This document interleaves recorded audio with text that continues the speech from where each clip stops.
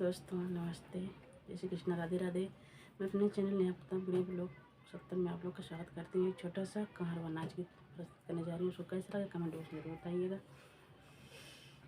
नीक लागत है सावर को जब लगावे गाड़िया, नीक लागत है सावर को जब लगावे गाड़िया।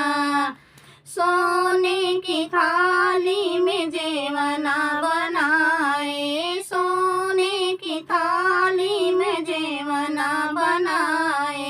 जेवना न जेवई बहावई थारिया, ओ जेवना न जेवई बहावई थारिया। नीक लागत है संवर को जब लगावई गाड़िया, नीक लागत है संवर को जब लगावई गाड़िया।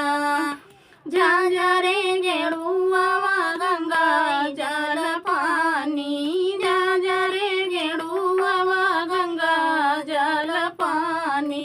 गेड़ुआ न घूटई बहावई लोटवा, गेड़ुआ न घूटई बहावई लोटवा। नीक लागत है संवर को लगावई गाड़िया, नीक लागत है संवर को जब लगावई गाड़िया।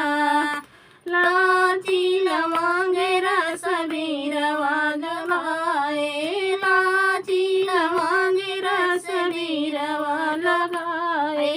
बीरवा न कूचई बहावई पानवा, ओ बीरवा न कूचई बहावई पानवा।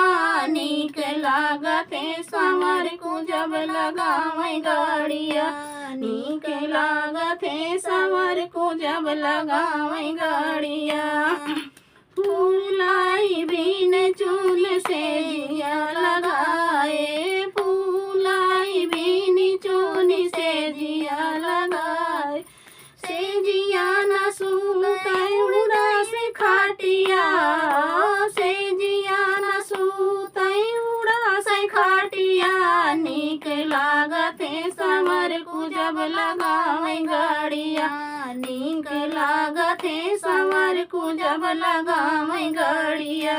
नीक लागत है संवर को जब लगावई गाड़िया।